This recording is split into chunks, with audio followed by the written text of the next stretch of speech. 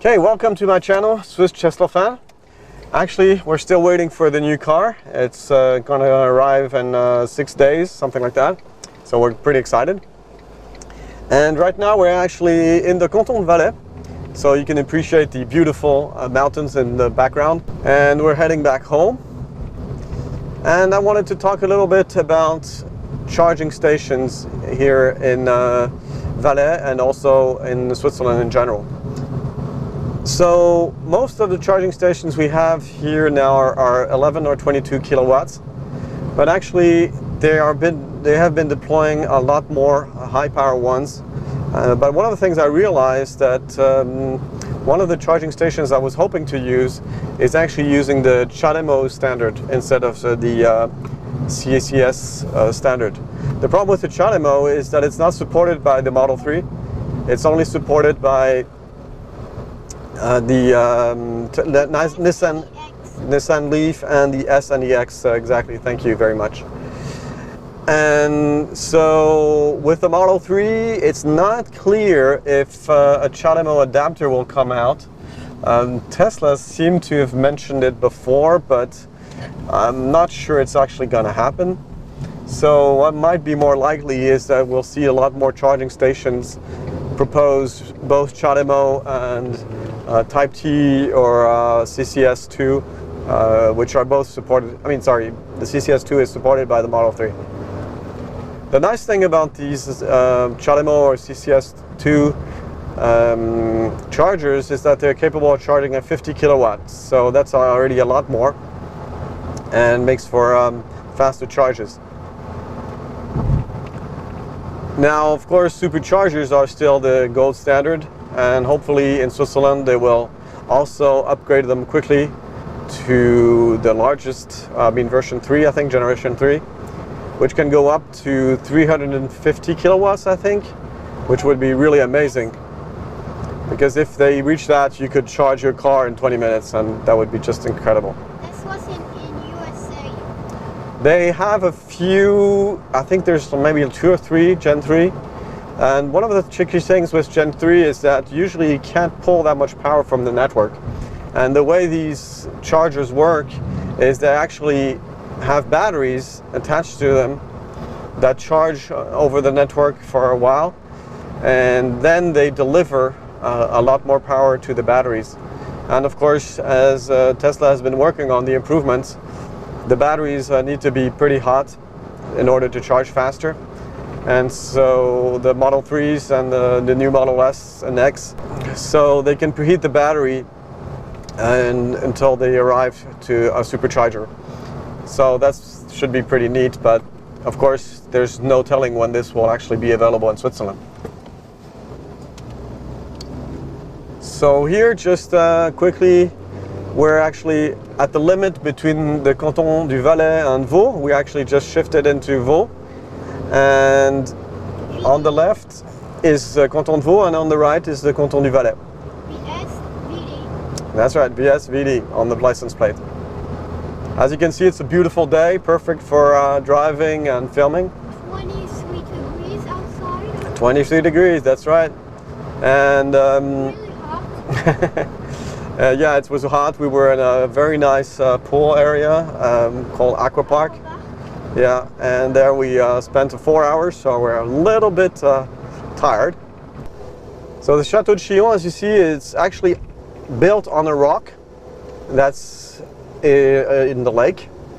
It's built on top of a huge rock, and so that's why it's so uniquely standing out. And as you can see, the weather is absolutely beautiful again. It's really worth it if you're coming to Switzerland to visit this castle, so I highly recommend it. And now the big question is, do they have chargers here for electric cars? I don't know. Let's see here on the right. I didn't look this up before, so I don't see anything. Do you see anything back there?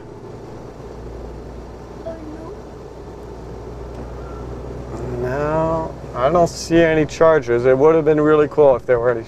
So you see here this little bridge on the left? That's how you used to be able to get to the castle. But of course, it's pedestrian only now.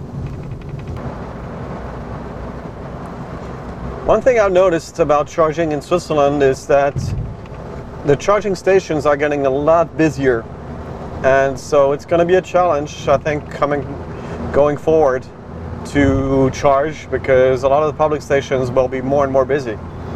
And as I am living in an apartment, I don't have a place to charge at home, so I'm going to be at the mercy of whatever is available in the public network. So we'll have to see how that goes, and I'll keep you updated if I have trouble. Fortunately, there's also a lot of new stations that are being installed, including the GoFast high performance network.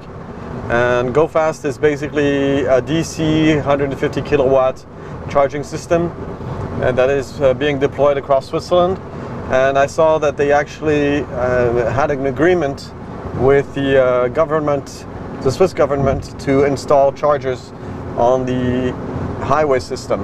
So hopefully that means that we'll get a lot of these high-speed charging stations available directly on highways. So yeah, that's one thing that I'm worrying about, is how this will evolve and if it becomes a nuisance or not. Of course, not having a car yet, I can't tell you about that, so we'll have to see how that evolves.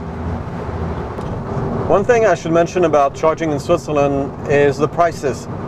Basically, if you charge at home, the average price in Switzerland is about 20 cents, so 20 Swiss francs cents per kilowatt hour.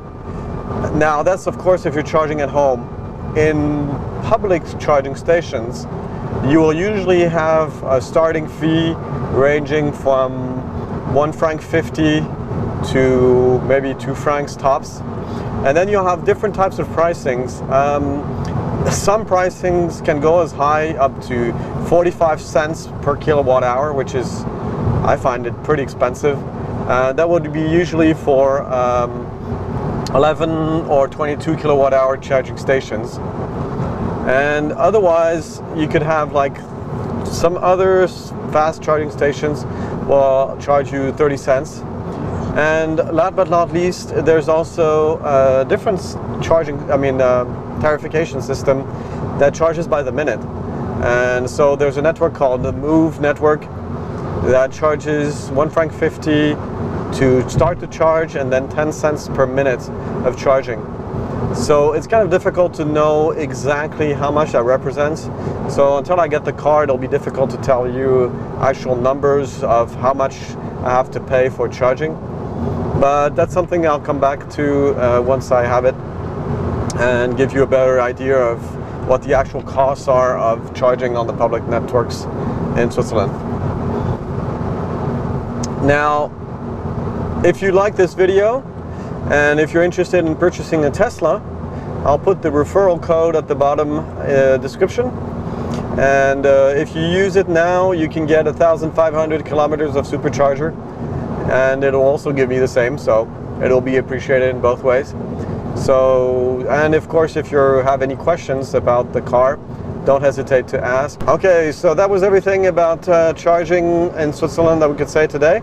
So if you like this video, put a thumbs up, subscribe, hit the notification bell once my dad uploads a new video. And if you're new to the channel, make sure to subscribe and like. and I'll see you in the third episode. Bye! well, before we say goodbye, I just wanted to say, please don't hesitate to leave us a comment, and we'd love to know what you'd be interested to know about purchasing or using a Tesla in Switzerland. So don't hesitate to comment, and of course we'll take that into account as soon as possible. Okay, thank you very much for watching, and see you soon. Bye bye.